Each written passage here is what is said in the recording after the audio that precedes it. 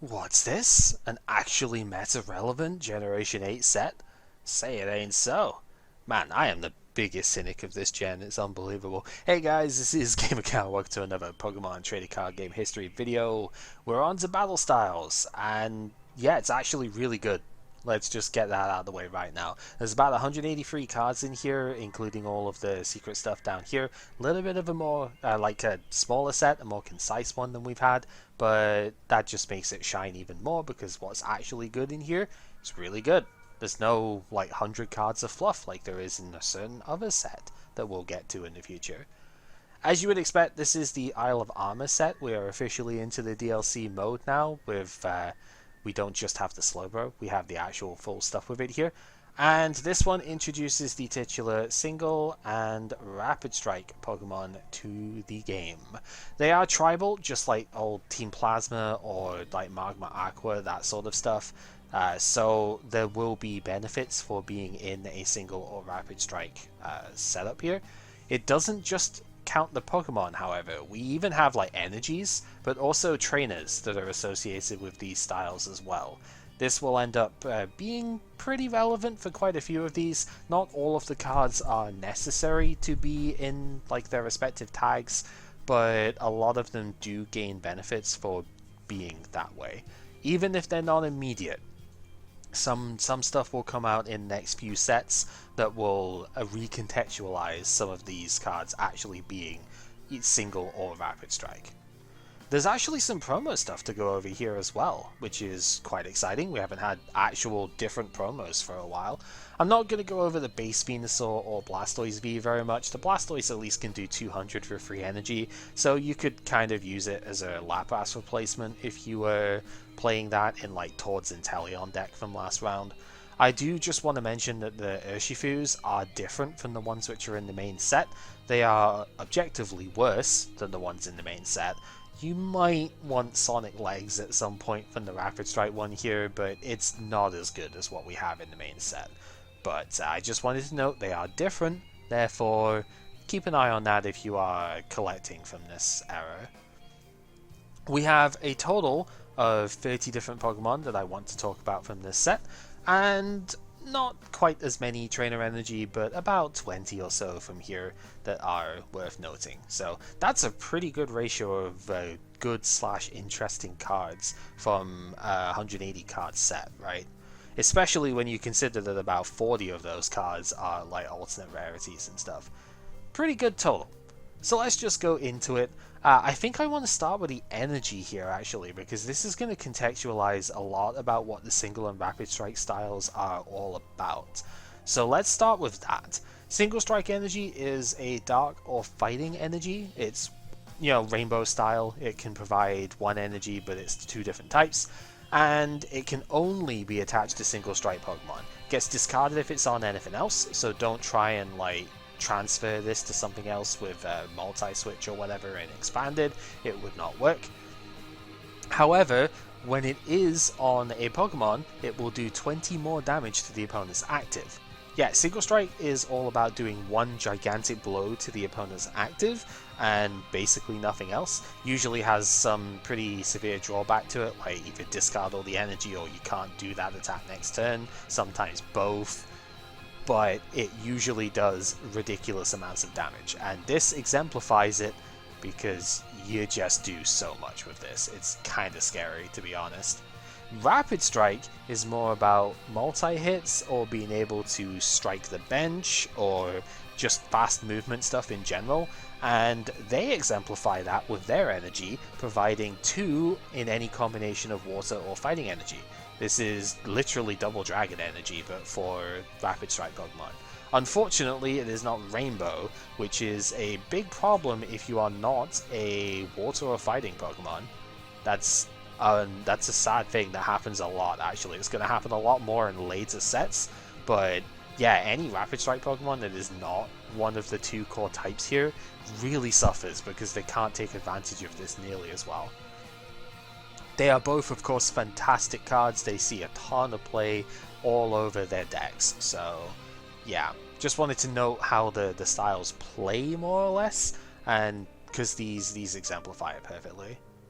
Bruno is a single strike supporter. Doesn't really mean anything to be a single strike supporter at the moment, but that's fine. You shuffle your hand into your deck and draw 4, which is not really very good. That's just a self-judge, which is a really bad effect to have, to be honest.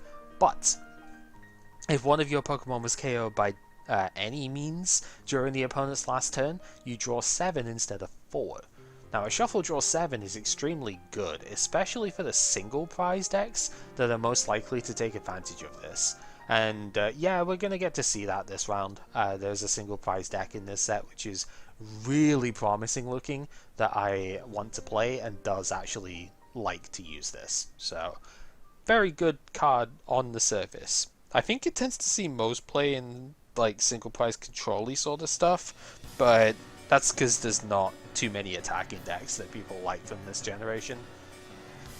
Camping Gear is one that I almost didn't want to include because it's an end your turn card just like the Rotom Bike is. But these ones, they're at least interesting because their effects are always really strong. Just the payoff isn't there because you have to lose your turn. Then the opponent just manis you and it just sucks, right? This one searches your deck for any one card.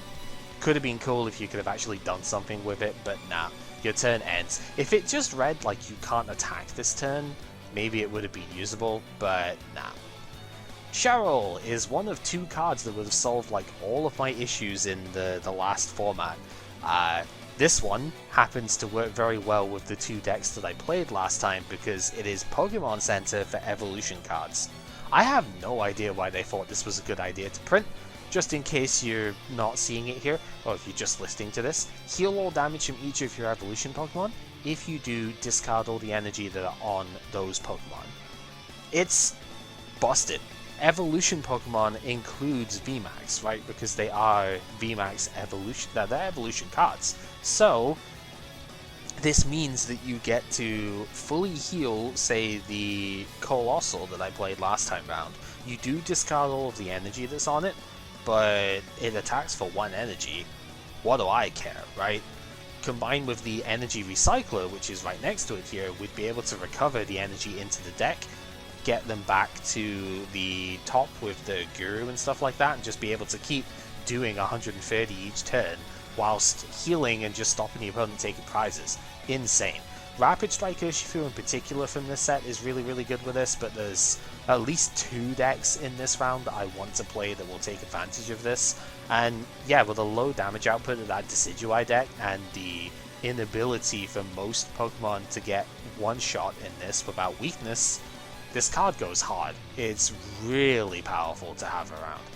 Kinda stunned that they printed it, to be honest.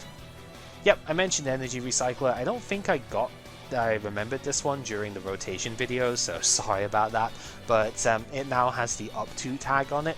There will be times where you don't want to shuffle 5 energy back into the deck because you only need 2 for, say, Rillaboom to accelerate from the deck, and you don't want to muck up your draws by having more energy than you need in the deck, so this can be very useful for that reason.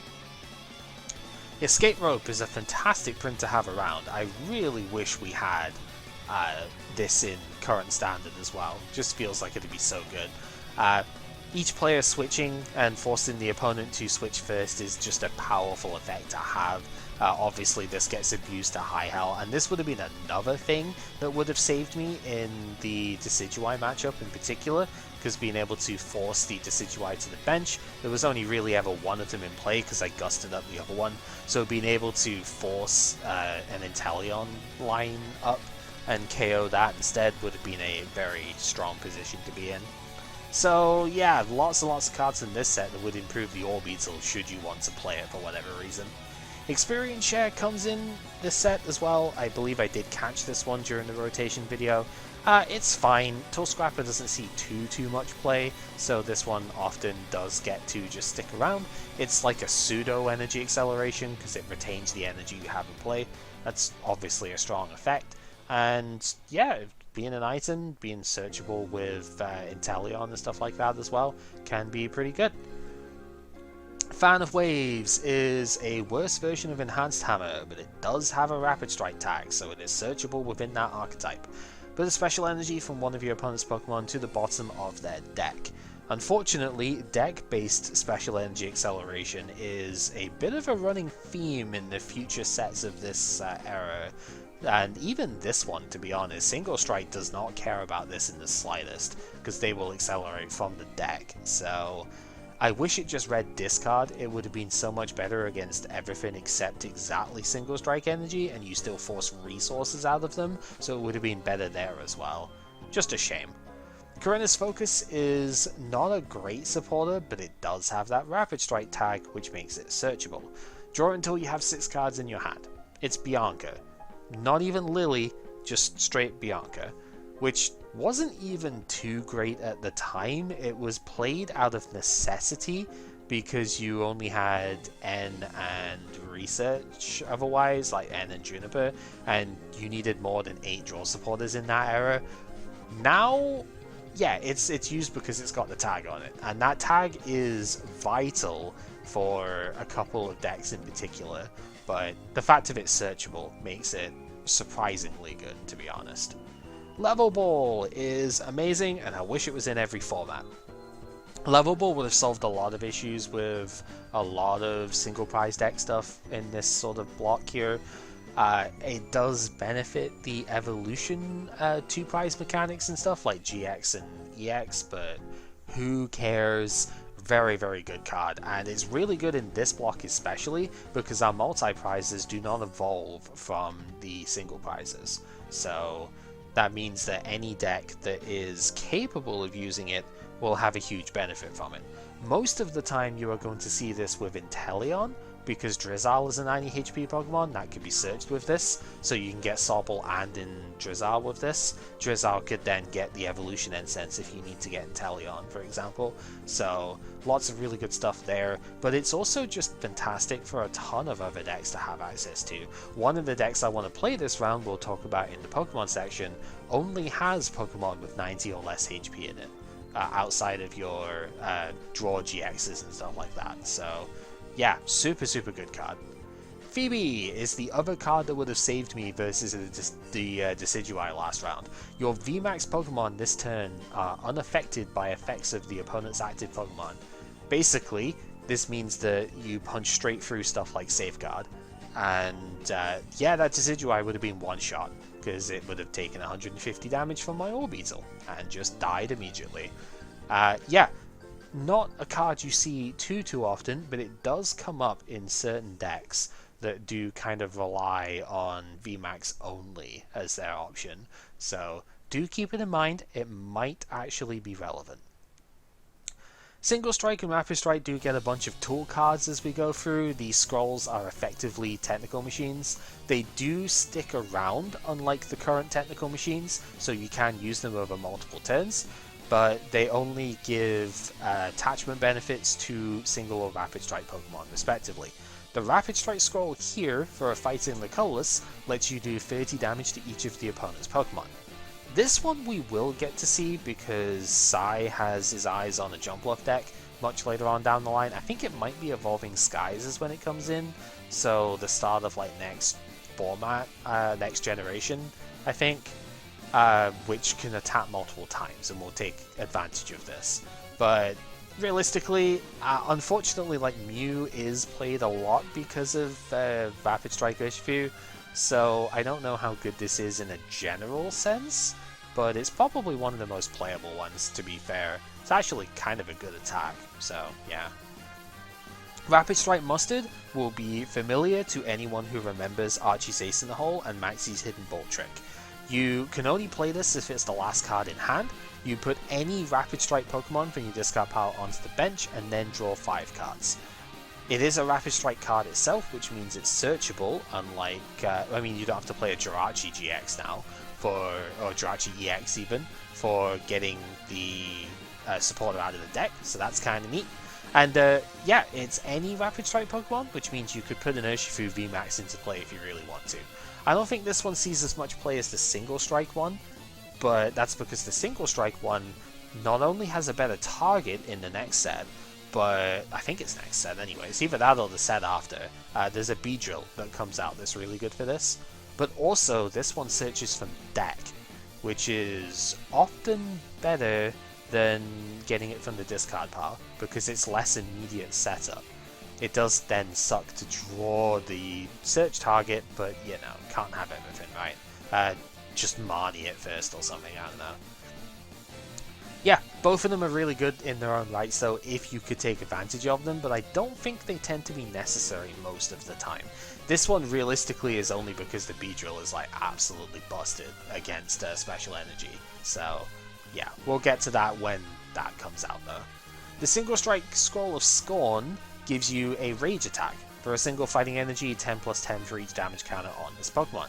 The energy acceleration method does put damage counters on the Pokemon that gets attached to, so combine that with the extra damage from the single strike energy, pretty good, can actually come up. So yeah, if you've got space, maybe use it. And we'll get into why with the tower in just a sec, because we'll talk about that now. The Tower of Darkness might actually promote you using the single strike scroll in the first place. If you discard a single strike card during your turn, you can draw 2 cards. Draw 2 on the stadium, pretty solid. Where have we seen that before, right? Like, yeah, we've seen this on stuff like the not Magma Basin, but the I forget what it was called. Discard a fighting or fire energy and draw 2, like Scorched Earth, I think it was. It's pretty good. And obviously Heat Factory has been really strong in the past. That did draw 1 more card, but was a Prism Star. So, yeah. Fun fact, I actually used this in a Rotom deck later on, which basically used all of the single strike tools to just discard them in order to draw 2, and then those tool cards ended up being fodder for the Rotom's attack, which was pretty fun. So, cool stuff there. The Tower of Waters exemplifies the flowing movement of the Rapid Strike style by giving them 2 less retreat.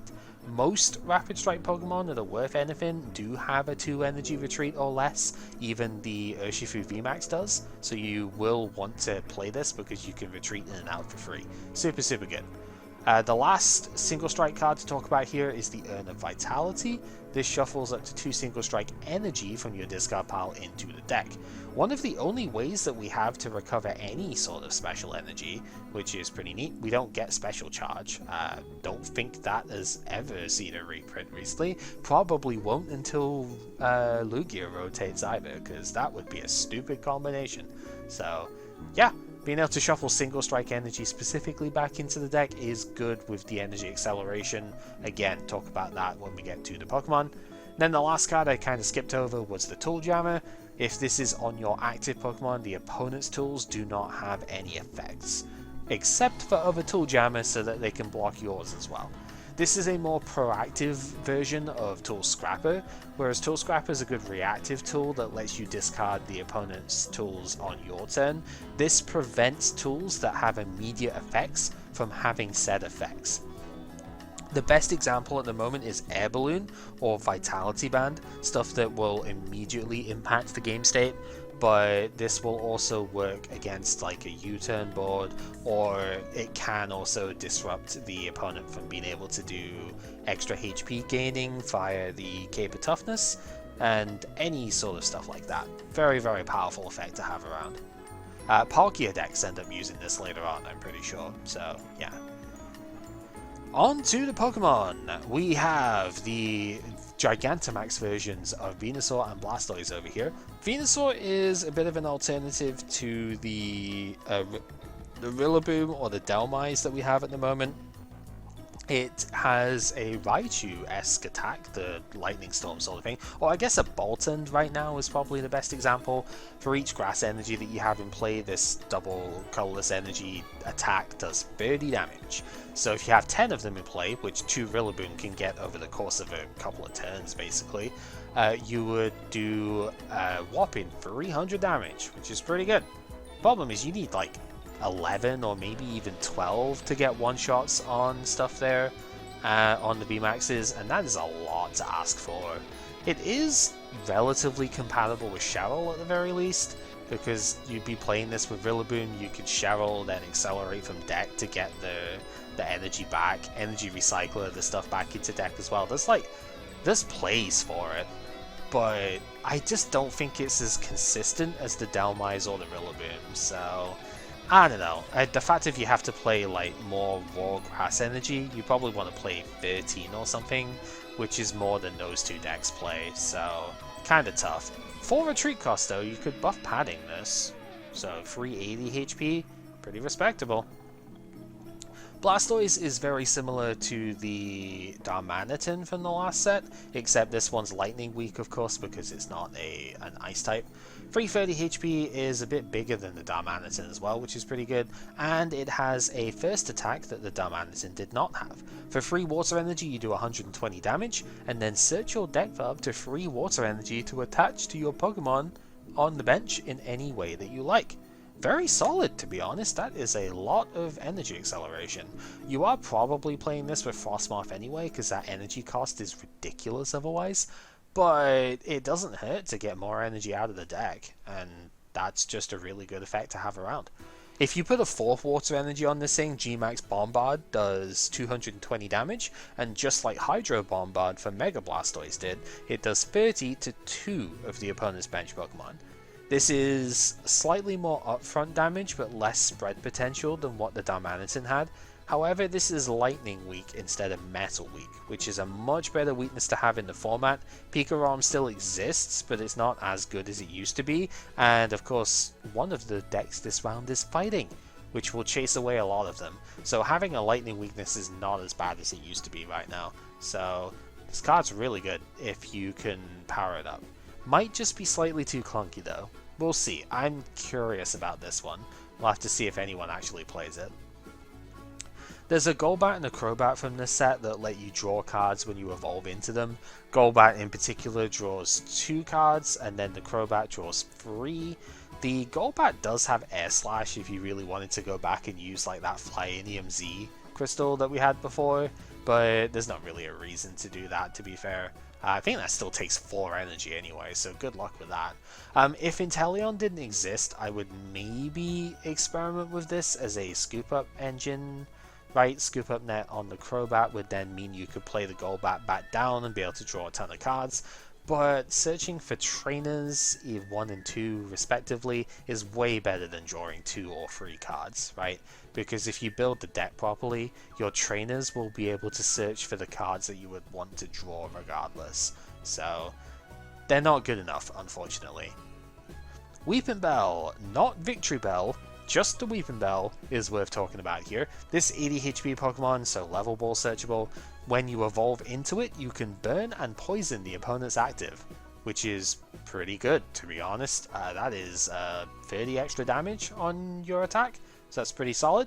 But it really works with the Salazzle down here. For Twin Energy, this 90 HP Pokemon, once again level ball searchable, does 90 damage for each status condition that's on the opponent's active. So your Burn and Poison puts it to 180, which is then 210 with the damage that you boost with this as well. Pretty respectable, to be fair. But it gets a little bit better, because if you put a 3rd special condition on with a different card, like the Yellhorn, or even potentially Koga's Trap, then you do 270 plus the 30 from the poison and the burn. Now we're starting to get into VMAX one-shotting territory, and that's a very good place to be. This combination is really neat. It's all searchable with level balls, so you can have a ton of consistency within the deck, which is really good. We do still have Pokemon communication at the moment as well, if you want some extra search and whatnot that way, so that's pretty cool. And Scoop Up Net will recover the Weepinbell, so you can do this in multiple turns as well. It sounds really, really fun. And this isn't the final form of the deck. There's a Butterfree that comes out way later, which will do the 3rd special condition. And with the adaptive evolution on the Caterpie Metapod, that's what I'm truly waiting for. But this is insane too. I really want to see if this works. It just sounds like it's actually going to be very, very fun to play. And unlike the later version of the deck, we actually have triple acceleration energy at the moment as well. So we have 8 energy that we can use on this thing. That's more than enough to close the game out. So I think this is going to be pretty good. Here's hoping anyway, because it sounds like it's going to have a fun time associated with it. Galarian Slowbro gets a single prizer now, which is pretty neat. It basically just does like a bazillion damage if you can get it effective with a special condition. I don't think this is too great immediately, but I'm pretty sure there's like a spicy curry later on that the Electro deck used that does a special condition to you as well, so that could be kind of neat. 220 damage for a Dark and a Twin if you are affected by a special condition, 100 if not. It's pretty good. 220 is a really solid number. It one-shots a lot of the non-VMAX Pokemon, so that's always worth it. Yeah, interesting card. Kingdra is a cool concept that probably doesn't end up working out well enough, just because I think it's too hard to get the energy in play in the first place here. When your active is KO'd by damage from the opponent's attack, any water energy that are on there you can shift to this Pokemon. Its attack itself does 40 for each water energy that's attached to it. You can use it for just one energy too, so that's kind of neat. That's usually a Kingdra thing. Attack for like low energy, but scale up to do really good damage. And that's cool, but you need a lot of energy for that. And realistically, I just don't see how we're accelerating enough to this to make it worthwhile. If we had Aqua Patch maybe, but I think trying to use this with Frostmoth is asking for too much of too much of your deck, really. A stage 2 and a stage 1 is a very difficult place to be, and we haven't really been there since Gen 4, so I'm not convinced, but the card is cool, it's worth talking about. Octillery is the Rapid Strike Searcher, literally. You can search your deck for one Rapid Strike card once per turn. It is a hard once per turn. You cannot have multiples of these out and get multiple searches. You still play a 2-2 line of this most of the time though, because you really want this ability. When I said that Corinna's Focus was searchable, this was why. And obviously it can get any Rapid Strike card, so you can get Pokemon, you can get Trainer Energy, you can get the Stadium if you need to, so that's obviously a very versatile effect to have. And it also has a really cool character art stuff. There's a lot of cards in here that have some very cool character arts later on, but we'll talk about those as we get to Brilliant Stars, because I believe that's where they're from. Houndoom is the Single Strike Accelerator. Single Strike doesn't really have a ton that it's doing well in this set because the attackers just aren't quite there yet, but this is certainly one of the best pieces that they have.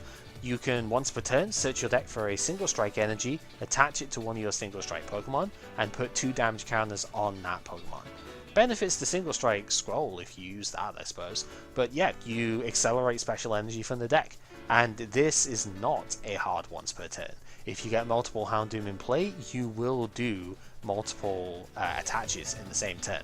You'd think, well, you can only play 4 Single Strike energies, so aren't you just going to run out of them?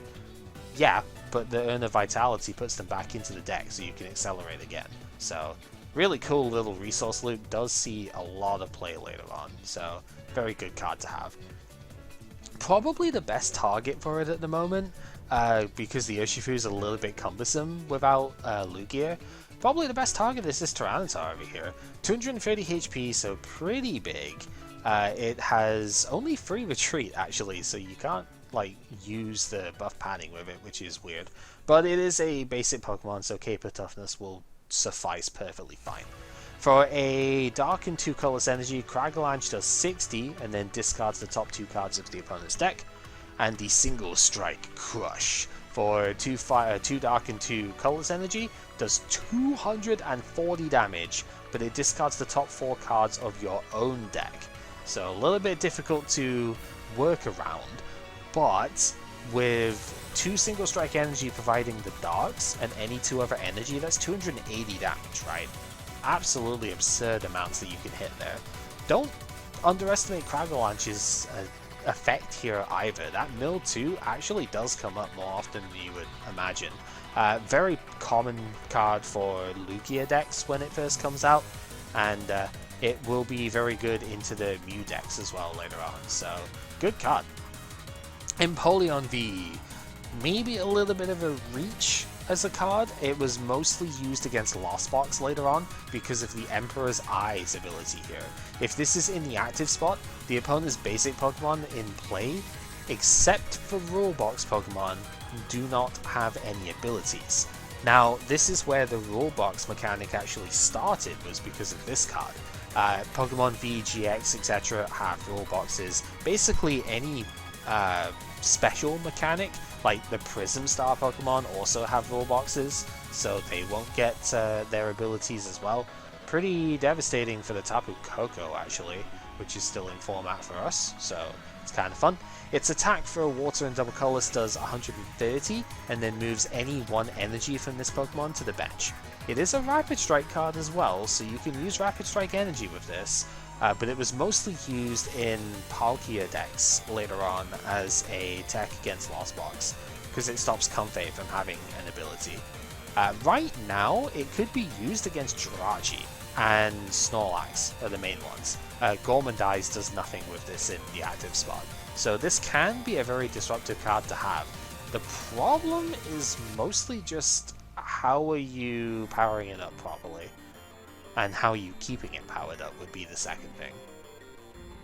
Kricketune is a 2-prize version of Oranguru from Sun and Moon. Once during your turn, you may draw until you have 3 cards in your hand. However, unlike Oranguru, this one has a benefit in the active as well. If it's active, then you draw until you have 4 in your hand. However, this one is a hard once per turn. You are not allowed to use multiple of this like you were in Struct in Gen 7. So, a little bit less good, but it's still very powerful. It's an excellent quick ball search target, and it's only got 1 retreat, so U-turn board is another very good way of using this. Put it into the active after something gets KO'd, you get a couple of extra cards off of it, and can probably play the game from there. Pretty solid. Luxray is probably the best Rapid Strike attacker that doesn't have a home this set.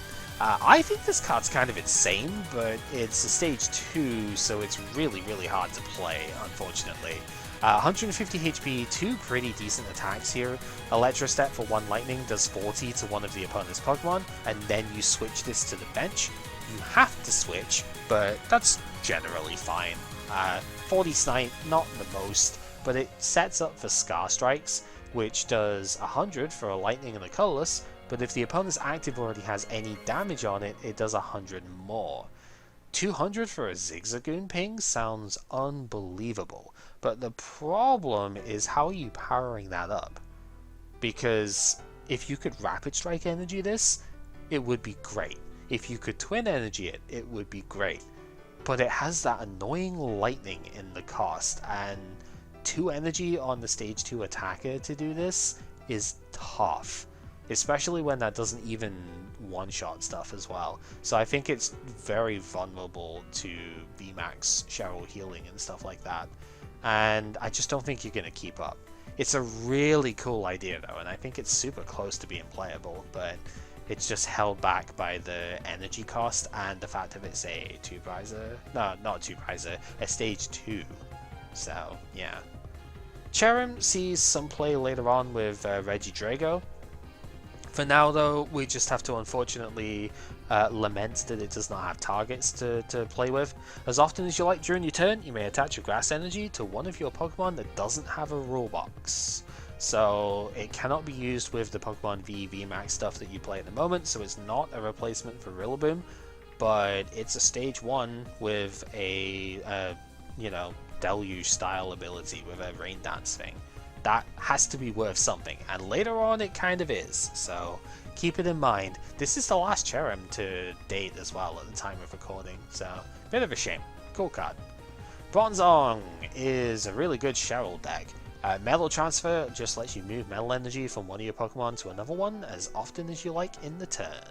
So there's actually a really good Metal Pokemon that we'll talk about down here in this set for using with it, the Corviknight, that will definitely be wanting to take advantage of it. Yeah, just shift your energy away from the damaged active that's an evolution card. Use your Cheryl and fully heal it, and then move it all back and attack again. It's pretty good. One thing to note with this sort of effect is just like Aromatisse in Gen 6, you can move special energy that provide metals as well. So like Coating Metal is the obvious one, but Aurora energy can also get moved. This can allow you to toolbox with this a little bit, We don't have that many energy, it's only Aurora really that we can shift with this, which is a shame, because it would have been nice to have had access to like a rainbow energy as well with this, but rotation obviously has removed that. Still a very good effect to have around. Victini V, I think the other one is technically better, but this one is relevant too, and it only has one retreat, so maybe that comes into play. 190 HP, it does have a VMAX that goes to 310 HP here, which is a very good Cheryl target. We'll talk about that in a sec. For one energy, one fire energy specifically, V-Bullet only does 10, but it does 60 to the opponent's active V Pokemon. So, kinda neat. Lets you do good damage for one energy, I suppose. Flare Shot for a fire and a colorless, so a welder, does 120, and then you discard all energy from this Pokemon. Not particularly powerful, if I'm being honest with you. It's mostly just a retreat cost is why you would use this, but I think the old one with Spreading Flames is just a little bit better. Spreading Flames is also the attack of the VMAX here, so I think even they've said, like, yeah, you should probably just use the old one. 2 retreat on this and the old Victini V. For one colorless energy, both of them attach up to 3 fire energy from the discard pile to your Pokemon in any way that you like, which is really good because you're probably going to be discarding energy for Cheryl, so there is that. And then Max Victory for a fire and a colorless energy only does 100, but it does 120 more if the opponent's active is a Pokemon V. This obviously includes V Max, they are still Pokemon V after all, so 220 for 2 energy is great. Like, most decks are really vulnerable to this as well. Obviously Welder's currently in format, that's a really good way of attaching to this thing. We do have Cheryl in this set, which is not what was historically played with this, but I think is the cracked version of this. I really just need to like thrash out and build here, because I think Air Balloon compatible, like this, it goes to 0 retreat with Air Balloon, so you can easily go in between them, and Spreading Flames even is just a great way of getting a bunch of these charged up in one go, and just being able to retreat, go Cheryl, and then just never take damage basically. Every time you take a hit, you can Cheryl heal it, and just keep going between them. It sounds absurd, and highly annoying to be honest. There is Salazzle in format as well at the moment as a draw engine for this deck, because you can discard a fire, draw 3. We still have Fire Crystal to recover the energy straight back to the hand. It all sounds like it's coming together, but I just gotta actually like put the deck out and see if it's any good. This card itself though was really good as a Welder Box deck, so it did see play regardless and did see success, but I think there's a better version that wasn't played at the time that I want to explore. Stoutland V is not amazing at the moment, but is something to note for the future in Lugia decks. For 3 colorless energy, Double Dip Fangs is what we're really interested in here. You do 40 damage, but if the opponent's basic was knocked out by this, you take an extra prize card. So this got played later on, of course, in the Lugia deck. It was mostly to knock out Sobble, actually, using, I think it was just powerful colorless, but you could use the Spongy Gloves later on as well to do 30 extra damage to the water basic and take a knockout, take 2 prizes with it. Go ahead in the prize race, that's typically what you would do. Right now you would need to use powerful colorless for it, and I don't think it's good enough. Most basics have 70 HP that you'd want to go into, and so you're not really going to get to KO them yet. But keep it in mind for the future, it does eventually come up. Mimikyu V is an interesting one. It's mostly used in control decks if I remember rightly, but that's because of the Dummy Doll ability here. Only 160 HP, which is very frail for a Pokemon V, but its ability lets it basically be immune to damage the turn that it comes into play, which is obviously very powerful. We have seen this kind of effect on evolving Pokemon before, like Lucario, for example, with the stance ability. Lucario level X actually had this sort of thing. Yeah, this guy's kind of neat. For a single Psychic Energy, you put 3 damage counters on the opponent's active for each prize the opponent has taken. So late game, you drop this, you go Jealous Eyes for like 15 damage counters if it's a 1 prize left thing. And I think the idea was that you were keeping on picking this thing up with I forget exactly how, because it can't be recovered with your typical methods right now. But if you could pick it up again and like drop it back down, the opponent just could never actually damage it, and you'd be able to do a whole ton of fun stuff with that. Just don't know exactly how you do it yet. I have to look into that again. But yeah, pretty annoying card nonetheless. Tapu Koko V, I personally think the other one is better. This one has a retreat cost and doesn't have spike draw, but it has 10 extra HP and Spiral Thunder is kind of neat. For 2 lightning and the colorless, it does 20 plus 40 for all of the opponent's energy that they have in play. So that can get pretty good against the right deck. You know, Venusaur VMAX is in shambles, right? This scales harder than he does, so kind of silly. But I still think the other one is better because it's got a respectable 200 damage thing for that energy cost, and Spike Draw could probably save you a bit more often than this does. Now it has a VMAX, however, which I believe was an Arceus variant later on, one of many, right? But you could use it with Electrode, actually, from the previous set to accelerate energy to it, KO the Electrode, which gives the opponent a prize, which works with the Tapu Koko, because for 2 lightning and colorless, it does 180, but if you're behind on prizes, it also paralyzes as well, which is very irritating. So, yeah. 320 HP, reasonable number. Lightning, not the best type right now, but not a bad type to have. We have lost a lot of the support that this thing would use, but it's fairly self-sufficient. Probably not the worst card you could use. I'm noting the Tapu Bulu just because it's a single prizer that the Rillaboom Rowlet Eggs deck could use.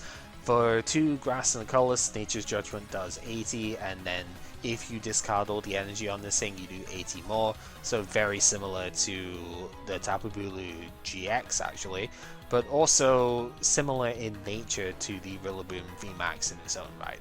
Does a lot less damage, but also only gives up 1 prize instead of 3, so it could come up. The Crozma V does not have a way of accelerating right now, which is really bad. Psychic types are very down bad right now, which is good news for Urshifus, because they're weak to that. But it does do a couple of cool things, and next set, at least, there is a method you could accelerate to it if you really wanted to. For a single Psychic Energy, this 220 HP V Pokemon does 20 to 3 of the opponent's Pokemon, basically, 20 to their active and 2 of their bench. Why were we paying 3 energy for Triple Laser again when this does the same, like 10 less each, sure, but it does it for 1? Kind of ridiculous, right? And then for 2 Psychic and the colorless, Special Laser does 100, but it does 120 more if this guy's got a Special Energy on it. So very similar to the Necrozma from Unified Minds, which is kind of neat. Prismatic Ray is a pretty solid attack though to start the game off with. Maybe a little bit underpowered at this point, but still a good card to have around. The problem, of course, right now is that Special Laser is like unchargeable since we don't have Malamar anymore. So, yeah. Corviknight is probably my like 3rd favorite looking deck from this round. It's kind of hard to say outside of the Derisive Roasting, and it's like Derisive Roasting, Victini, and then this thing. So funny, right? 2 fire decks and then the one that's weak to fire. Coding Metal will solve that though, so it's fine. 210 HP, only 1 retreat, very agile. The VMAX actually doesn't have a retreat cost, which is absurdly good for it, so very, very powerful here. For a single Metal Energy, this does 30, and the opponent can't retreat next turn. Pretty good disruption. And then for 2 Metal and the colors, the Sky Hurricane and the G-Max Hurricane respectively do 190 or 240 damage, and you can't use that attack next turn. The Corviknight VMAX gets up to 320 HP and is also immune to the effects of the opponent's abilities, which is pretty respectable. Means that the Orbeetle has a hard counter between the grass resistance and the fact that it can't get damaged by it. Very, very sad. But it also means you can't get pinged by Zigzagoon, which is pretty good. And I think there's a few other annoying things. Like, I guess this would be really good against the Cursula, right? The fainting spell type thing. That's pretty fun. It is only the opponent's ability, so you do get to use this with Bronzong, and that is going to be the deck of choice here. You go Bronzong with Cheryl and just like keep cycling between these guys. You do 240 and they don't get to KO you because you're big. You might also, if you want to, you could play like Lucario and Melmetal. Probably wouldn't though, just because it's a bit expensive to put that sort of basic free prizer down, but you could do. And yeah, if they can't kill you, you just zero retreat to the bench, transfer the energy to a new guy so you can keep streaming 240s every turn, and use Cheryl as needed. Card seems insane.